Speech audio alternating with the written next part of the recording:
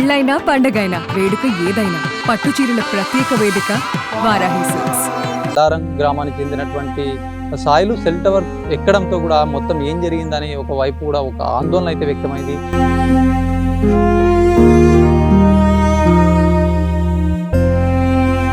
Cell tower మీదకి వెళ్ళి మొన్న చనిపోయేవాడిని నేను.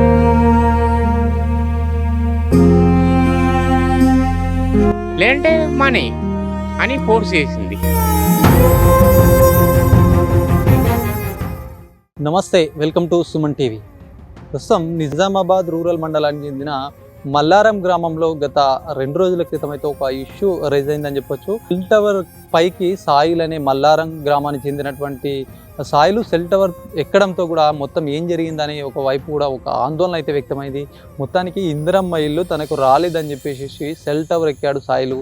అప్పుడు అక్కడ మొత్తం కూడా ఏం జరుగుతుంది అనే ఒక అంశం కూడా రైజ్ అయింది. చాలా మటుకు అక్కడ మొత్తం గందరగోళమైనటువంటి సిచ్యువేషన్లో కూడా కాంగ్రెస్ నాయకులు సైతం కూడా అక్కడ ఉన్న వాళ్ళు రావడము, ఆ పోలీసులకు సమాచారం అందించడం, ఇక్కడ ఎమ్మెల్యేకి సమాచారం అందించడం, ఇవన్నీ జరిగిన నేపథ్యంలో మొత్తానికి తనకు ఎదురు రాలేదని చెప్పేసి ఆందోళన చేశాడో, ఇట్లాంటి చర్యకు చేపట్టాడో. దీనికి మొత్తానికి కూడా ఎమ్మెల్యే చెక్ పెట్టాడు. మీకు ఏదైనా సమస్య ఉంటే ఖచ్చితంగా న్యాయం చేస్తామని చెప్పి హామీ ఇవ్వడం, అక్కడ ఫోన్లో మాట్లాడడం, ఇదంతా జరిగింది. కాబట్టి ఆయన మళ్ళీ సెల్ టవర్ ఎక్కిన అతను కూడా దిగినటువంటి పరిస్థితి. ఇది మొత్తం ప్రస్తుతం అయితే అసలు ఏం జరిగింది, ఎందుకు ఎక్కాడు అనే అంశం పైన మనతో పాటు సాయిల్ ఉన్నాడు, మాట్లాడదాము. చెప్పండి సాయిల్ గారు, ఏంది అసలు మీకు ఎక్కడ అంటే ఇందిరమ్మ ఇల్లుకు సంబంధించి మీరు అప్లికేషన్ పెట్టుకున్నప్పటికీ కూడా రాలేదా? అసలు ఏం జరిగింది? ఏం జరిగిందంటే, నేను ఇంద్రమ్మ ఇల్లు కోసమని ఫస్ట్ విడుదలని మీటింగ్ పెట్టారు. మీటింగ్ పెడితే అప్పుడే మా భార్య పేరు మీద ఆధార్ కార్డు ఫోటో ఇచ్చాను. ఇచ్చినా కానీ ఫస్ట్ విడుదల వస్తుందని చెప్పారు, రాలే. మళ్ళీ నెక్స్ట్ విడుదల వస్తుందని చెప్పిండు. నేను ఫస్ట్ విడుదలనే ఇచ్చాను, అప్పటికి కూడా రాలేదు. రానప్పుడు ఇల్లు ఉన్న వాళ్ళకు ఇల్లు వచ్చింది, నాకు ఇల్లు లేదు, బయట భూమి లేదు, నేను కిరాయికి ఉంటున్నా, అది కూలిపోయేలా ఉంది నా ఇల్లు అని చెప్పేసి నాకు ఆలోచన ఏమి తోయలే. టవర్ ఎక్కాను, టవర్ ఎక్కి అలచల్ చేసిన వాస్తవం. కానీ మాత్రం ఇల్లు ఉన్న వాళ్ళకు ఇల్లు కేటాయించిండ్రు. మా ఊళ్ళే మెంబర్షిప్ ఉన్నవాళ్ళు ఇల్లు ఉన్న వాళ్ళకి ఇల్లు కేటాయించారు. మరి నేను అరుగుని, నాకు గవర్నమెంట్ జాబ్ లేదు, ఏదో కూలి చేసుకుని బతాను, నాకు అట్లాంటి పరిస్థితుల్లో నాకు ఇవ్వకుండా ఇల్లు ఉన్న వాళ్ళకి ఇచ్చారు. ఎట్లా సార్, ఇది న్యాయమా? ఒక న్యాయపరంగా పొండి. నేనేమంటున్నా, నేను సెల్ టవర్ మీదకి వెళ్ళి మొన్న చనిపోయేవాడిని. నాకు 2 పిల్లలు, నా భార్య ఉంది. అట్లాంటి టైంలో ఎమ్మెల్యే గారికి, గవర్నమెంట్ ఎమ్మెల్యే గారికి ఫోన్ చేసి మన ధర్మారం వ్యక్తులు మీరు ఎక్కిర్రు, సెల్ టవర్ ఎక్కిర్రు, మీరు ఏంది మొత్తం అసలు టెన్షన్లో ఉంటారు. చుట్టుపక్కల అందరు జమ అయిపోయి మీ సమస్యని కూడా అక్కడ స్థానికంగా తెలుసుకొని ఎమ్మెల్యేకి ఫోన్ చేసిర్రా? అవును. నా సమస్య ఏంటి అంటే చెప్తే ఫోన్ మాట్లాడిపిస్తే ఎమ్మెల్యే గారు హైదరాబాద్లో ఉన్నాడు అంటే, సరే సాయిలు నువ్వు దిగు, నీ ఇల్లుకి ఇచ్చే బాధ్యత నాది, నేను హైదరాబాద్కి ఇలా వచ్చినాక ఇస్తానని చెప్పాడు. ఆ ఎమ్మెల్యే గారికి కృతజ్ఞతలు. మరి ఏమైంది మరి ఇప్పటివరకు? అది 2 రోజులు అయింది, మరి ఇప్పటివరకు ఎట్లాంటి స్పందన ఉంది? మరి వచ్చారా, మీరు కలిసారా, ఏంటి? నేను కనుక్కున్నాను, రాలేదు అని చెప్పారు. వచ్చినాక పోయి సారి కలుస్తాను, నా భార్యని తీసుకెళ్తా, పిల్లల్ని తీసుకెళ్తా. అక్కడ ఉన్న వ్యక్తులు కమిటీ నెంబర్లు వాళ్ళు కూడా మరి ఉందా లేదా వాళ్ళకు కూడా తెలుసు, ఉంది లేనిది. నేనైతే అక్కడ ఉన్నది అంటే నాకు ఇవ్వకండి, నాకు లేదు, లేకనే నేను అవి మొత్తం నా ఓపిక లేకుండా అందరికీ వచ్చినాయి.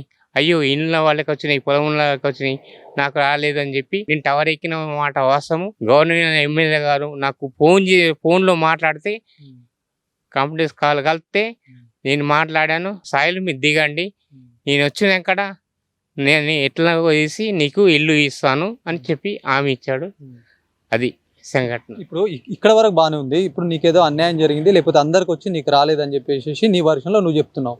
మరి ఇప్పుడు ఇట్లాంటి ఆలోచన తీసుకొని నువ్వు సడన్ గా అంత పెద్ద సెల్ టవర్ ఎక్కితే, ఒకవేళ ఏదన్నా అక్కడ మిస్కమ్యూనికేషన్ అయితే కనుక నీ పరిస్థితి ఎట్లా ఉంటుంది? ఏదైనా ఉంటే నువ్వు అధికారుల దగ్గరికి వెళ్ళడము, ఎమ్మెల్యే కార్యాలయానికి ఎట్లా వెళ్ళాలి కదా. మరి ఇట్లాంటి చర్య తీసుకున్నావు, రేపు పొద్దున్న నీ భవిష్యత్తుకి ఇబ్బంది అవుతుండే కదా. నేను అడిగాను, ఆల్రెడీ ఇల్లు వస్తున్నాయి అనగా కూడా అంటే వచ్చింది అని చెప్పాడు, కమిటీ నెంబరు వచ్చింది అని చెప్పాడు. ఓకే, 2 days అన్నాడు, 3 days అన్నాడు, 4 days అన్నాడు, 5 days అన్నాడు. ఇది గురువారం నాడు పంచుతున్న పట్టాల్లో పార్టీ వచ్చింది అని చెప్పేసి నాకు తెలిసింది. మేడం మరి మాకు వచ్చిందా అంటే మీకు రాలేదు అని అనుకొస్తుండ్రు. అట్లాంటప్పుడు నేనేం చేయాలి? నాకు ఏం తోయలేదు, మాట్లాడటానికి కూడా నాకు అసలు ఓపిక లేదు. అంత పైకి ఎక్కాను. నా భార్య పిల్లలు ఉన్నారు, నాకు అంత నా భార్య పిల్లల కోసమే నాకు ఇల్లు కావాలని పెట్టుకున్న అప్లికేషన్ మా భార్య పేరు మీద. అది జరిగిన సంఘటన అది. కానీ వచ్చిన పేరుని కూడా తొలగించినట్టు నాకు ఉంది.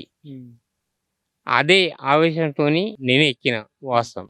ఒకటి ఇప్పుడు నువ్వు ఏదైతే ఆ ఇందిరమ్మ ఇల్లుకు సంబంధించి కొన్ని నియమ నిబంధనలు ఉంటాయి, ఆ నియమ నిబంధనలో మీరు లేరు అని చెప్పేసి స్థానికంగా చెప్తున్నారు. ఎందుకంటే ఏదైనా బేస్మెంట్ వాళ్ళ అధికారులు వెరిఫికేషన్కి వచ్చినప్పుడు కావచ్చు, ఫైనలైజ్ అయిన తర్వాత అధికారులు వచ్చినప్పుడు అక్కడ మీ ప్లేస్ చూపెట్టాలి. అట్లాంటి ప్లేస్ చూపెట్టకుండా ఆల్రెడీ బేస్మెంట్ కొద్ది లేపిందే చూపించారని చెప్పి చెప్తున్నారు కదా. అదే బేస్మెంట్ మీద ఇల్లు వస్తుంది నీకు, అది బేస్మెంట్ మొత్తము టెక్స్ కట్టమంటే 1200 రూపాయలు నేను టెక్స్ కట్టాను. నా దగ్గర పేపర్ కూడా ఉంది. మేడం వారు చెప్పారు, మేడం చెప్తే కట్టిన. మళ్ళీ కిరాయి ఇల్లు కట్టము అంటే టెక్స్ అది కూడా కట్టాను. అది కట్టిన ఇది కట్టిన తర్వాత నాకు క్యాన్సల్ చేసింది. కావాలంటే ఫోటో ఉంది నా ఫోన్లో. ఎవరు క్యాన్సల్ చేశారు? మేడం, మేడం మా జీపీల మేడం, సెక్రటరీయా? సెక్రటరీ మేడం క్యాన్సల్ చేశారు, ఇస్తామని చెప్పి. ఇప్పుడు మీకు ఎవరు చెప్పారు? అంటే బేస్మెంట్ మీద ఆ నిబంధనల ప్రకారం కూడా చెప్పాలి బేస్మెంట్ కదా ఉండద్దు మాకు. కదా. బేస్మెంట్ ఉంటే మీకు ఎట్లా అధికారులు ఆల్రెడీ ఇది బేస్మెంట్ లెవెల్ ఉంది కదా. అధికారులు మాకు చెప్పాలా? ఈ మేడం అయితే ఎలా ఉందో మాకు చెప్తే ఇది తొలగించినాక నా దగ్గర ఆ ఇల్లు టెక్స్ కానీ అది తీసుకొని ఆ రూల్స్ రెగ్యులేషన్ చెప్తే నేను చేస్తుంటే నాకు చెప్పలేదు సార్, చెప్పకుండానే చేశారు. ఎలా చూడండి ఫోటో ఇది ఒకటి. ఇప్పుడు ఏదైతే బేస్మెంట్ ఉందో అది బేస్మెంట్ తీసేస్తే మీకు ఇల్లు వస్తుంది అని చెప్తే మీరు తీసేసే వాళ్ళ? అవును, తీసేవాళ్ళు. మీకు చెప్పలేదు? నాకు చెప్పలే. అది ఇప్పుడు చెప్తుండ్రు, దిగినాక అది చెప్తుండ్రు తీసేయాలని. ఫస్ట్ చెప్తే నేను తీసేవాడిని, మీరు అది చెప్పిన రూల్ ప్రకారం నేను వెళ్ళేవాడిని. వాళ్ళు చెప్పకుండా నాకు ఇప్పుడు తొలగించడం అంటే ఎంత బాధ అనిపిస్తుంది. ఆవేదన, ఎంతో మనస్తాపనతో నేను ఎక్కాను. ఎమ్మెల్యే గారు హామీ ఇచ్చారు, ఇక మించి ఇట్లాంటి పని నేను చేయను. ఎందుకంటే నా పిల్లలు ఉన్నారు, కానిపోయి అయితే నాకు కూడా బాధ అవుతుండే. కాకపోతే చాలా నష్టపరిహారం అయిపోతుండే అని. అంటే ఎందుకు ఇంత తెలిసింది కదా, మళ్ళీ ఎందుకు ఎక్కినావు ఆ టైంలో? నువ్వు అసలు ఎక్కాల్సిన అవసరం అట్లా? ఆ టైంలో 40 నెంబర్స్కి వచ్చినాయి, నా నెంబర్ వచ్చిందంటే రాలేదు, నీ హౌస్ నెంబర్ రాలేదు, మా భార్య వచ్చిందా అని అడిగాను మేడం వాళ్ళకు. జీపీలో రాలేదు అని చెప్పారు. సాల్వ్ వచ్చినాక 10 గంటలకు చెప్తాము అంటే ఆ 10 గంటల దాకా కూడా నేను అక్కడ ఉన్నా కానీ వాళ్ళు రాలేదు. తర్వాత 10 గంటలకు అట్లా వచ్చి మాట్లాడిండ్రు. మేడం కూడా ఏం మాట్లాడలే, ఎంఈడి వచ్చారు, వాళ్ళు ఏం మాట్లాడలే. మీకు కరెక్ట్ సమాధానం కానీ కరెక్ట్ స్పందించలేదా? మరి మీరు అడిగిన క్వశ్చన్స్కి మీ బాధలకు వాళ్ళు సరిగ్గా సమాధానం చెప్పలేదా? చెప్పలే. దిగుమని మా విలేజ్ వాళ్ళు కూడా, ఈ కమిటీ మెంబర్ ఎవరైతే ఉన్నారో వాళ్ళు కూడా దిగుమని చెప్పలే. ఎక్కిన తర్వాత చెప్పలే. నాకు చెప్పకుండా కానీ ఎవరు మాటను విని సార్కు ఫోన్ కలిపిండ్రు, ఎవరో దేవుళ్ళలాగా. నాకు ఇప్పుడు నేను మాట్లాడేది ఒకళ్ళు హెల్ప్ చేస్తే ఫోన్ మాట్లాడిపిస్తే నేను దిగిన మాట వాస్తవం. వచ్చి పోలీసులు కూడా వచ్చారు, ఎంక్వైరీ చేసుకున్నారు, వెరిఫై అయింది. ఆల్రెడీ నాకు హామీ ఇచ్చాడు. మరి ఇక వచ్చినా రాలేడా బైసాబ్ అన్న వచ్చినాకనే పోయి మాట్లాడుకుంటాను నా కోరిక. ఇప్పుడు ఏం చెప్తావు? మొత్తానికి ఇట్లాంటి ఎక్కడం వల్ల అనర్థమే జరుగుతుంది, కానీ అది న్యాయం జరుగుతుందా తర్వాత సంగతి. కానీ నీకైతే సెల్ఫ్గా అయితే నీకు చాలా ఇబ్బందులు కూడా పడాల్సి వస్తుంది. ఇటువంటి టైంలో నువ్వు ఎక్కినావు, మొత్తానికి ఒక హామీ అయితే ఇచ్చారు. మరి ఇట్లాంటి ఎక్కడం పట్ల నీకు అసలు ఏంది, అసలు నువ్వు ఎట్లాంటి న్యాయం కావాలంటున్నావు ఇప్పటికైనా? నాకు కావాలి న్యాయం ఏంటంటే ఇల్లు కావాలి. నాకు బయట భూమి కూడా లేదు, అంటే గుంట కూడా లేదు. ఆ గుంట భూమి ఉంటే కూడా ఎక్కడన్నా కొట్టుకోమంటే కొట్టుకుంటాను. ఉంది ఇక్కడ ఉంది చూపిస్తే అది ఉంచుకుంటాను. అలాగా ఉంటుంది. కానీ ఇల్లు మాత్రం కావాలి నాకు. ఎందుకంటే ఇల్లు లేదు, కిరాయి ఉంటున్నా. అది కూడా కూలిపోయి పస్తుంది. నేను రోజు పోయి మళ్ళీ మా జీవికాన్ని మా తమ్ముడు ఇల్లు ఉంది, అక్కడ పడుకుంటున్నాను. ఎంతమంది పిల్లలు మీకు? 2 కొడుకులు. ఏం చదువుతారు? మా కొడుకు అంగన్వాడీ వెళ్తాడు. నా పెద్ద కొడుకు 8th అయిపోయింది. ఇంకా ఎలాంటి భూమి లేదు, ఏం లేదు, నీకు ఇల్లు ఒకటి అయితే సరిపోతుందని అంటున్నావు. ఇల్లు కావాలి. ఇది నాకు వయసు అయిపోతుంది, నా పిల్లల కన్నా కావాలి కదా. కానీ ఇట్లాంటి ప్రయత్నాలు మాత్రం ఎప్పుడు ఎవరు చేయొద్దు. అసలు ఇట్లాంటి అఘాయిత్యానికి ఎవరు కూడా పాల్పడద్దు. ఎందుకంటే ఫ్యూచర్ పిల్లల దృష్టిలోనే మనం ఆలోచించాలి. ఏదైనా ఉంటే కూడా అధికారులకు వెళ్ళాలి, పోలీస్ కంప్లైంట్ అయినా ఇవ్వాలి. కానీ ఇట్లాంటి చేయడం వల్ల మీకే కదా ఇబ్బంది. ఇట్లాంటి దానిపైన నాకు ఇబ్బంది అని నేను అనుకోలే. నేను తెలుసుకున్నా, ఇయ్యమన్నారు, రాలే అన్నారు, పోయి ఎక్కాను. ఇప్పుడైతే మీకు న్యాయం జరుగుతుందని మీరు పూర్తి నమ్మకంతో ఉన్నారు. న్యాయం జరుగుతుందని పూర్తిగా నమ్మకంతోనే ఉన్నాను. నువ్వు ట్యాక్స్ కట్టినా అంటున్నావు. అసలు ట్యాక్స్ నువ్వు దేనికి కట్టినావు? ఇప్పుడు అధికారులు నీకు వచ్చిర్రు, చూసిర్రు, మరి ట్యాక్స్ అంటున్నావు కదా, ఏ ప్లేస్ కట్టినావు, ఎందుకు కట్టినావు? ఇది ఏదైతే బేస్మెంట్ ఉందో అది దానికి ట్యాక్స్ తీసుకుంది మేడం. ఎందుకు మేడం అంటే, నువ్వు ట్యాక్స్ కడితేనే నీకు ఇల్లు శాంక్షన్ వస్తుంది అని చెప్పేసి ఆధార్ కార్డు ఫోటోలు తీసుకుంది. నాకు అప్పుడు చెప్పలే, మరి ఇల్లు అది బేస్మెంట్ కూల కొట్టు అని చెప్పలే. ఉన్నది బేస్మెంట్ ప్లేస్కే 1200 రూపాయలు తీసుకుంది. ఆల్రెడీ దగ్గర పేపర్ ఉంది, ఆ పేపర్ని కూడా నేను చూపిస్తా. ఎప్పుడు కట్టినావు నువ్వు? నేను కట్టి డేటుతో ఉంది ఇక్కడ నా దగ్గర. కట్టిన డేటు 2023లో. ఏంటంటే ఇప్పుడు నువ్వు ఉన్న బేస్మెంట్ కి ఉట్టి ఖాళీ జాగాకు నువ్వు కట్టాల్సిన అవసరం ఏమిందని చెప్పి అడిగినావు? మరి అడిగితే ఏమంటే చెప్పన్నా, నీకు ఇల్లు కావాలనుకుంటే కట్టు, లేదంటే మానే అని ఫోర్స్ చేసింది. మళ్ళీ ఇప్పుడు రాలేదు కదా మరి ఇల్లు, మరి అట్లా అంటే కూడా రాలేదు. అడిగినా రాలే అంటే, ఊళ్ళే కమిటీ నెంబర్ ఉన్నారు ఒక 5గురు, వాళ్ళకు అడుపు. వాళ్ళకి అడిగాను. అడిగితే ఏమంటారు, ఫస్ట్ వారు ఏమైందంటే అడుగు అంటే అడిగాను. అడగంగానే ఏమంటారు, ఒక్కళ్ళు అంటారు 2 రోజులు ఆగంటారు, ఇంకోళ్ళు అంటారు 2 రోజులు ఆగంటారు. సరే ఆగాను, ఒక 2కి చెప్పినాను, ఆగాను. అలాంటి మళ్ళా నాకు రిజల్ట్ ఏమి ఇవ్వలే. ఇవ్వకపోతే ఏంటి సంఘటన అని కనుక్కుంటే, కొంచెం ఏదో వాళ్ళు నా మీద పగపట్టినట్టు పట్టారు. ఎందుకు పట్టారో తెలియదు. క్యాన్సర్ అయిపోయింది ఇల్లు. క్యాన్సర్ చేసిందే వీళ్ళు, యూత్ వాళ్ళే. వాళ్ళు 5గురు ఉన్నారు, 5గురు క్యాన్సర్ చేశారు. బేస్మెంట్ ఉందని చెప్పేసి అసలు ఎవరు చెప్పారు బేస్మెంట్ ఉంటేనే రాలేదని? అందరికి తెలుసు బేస్మెంట్ ఉందని, ఊళ్ళో అందరికి తెలుసు. అక్కడనే జీపీ ఎన్నికలనే ఉంది సార్, జీపీ ఎన్నికలనే ఉంది.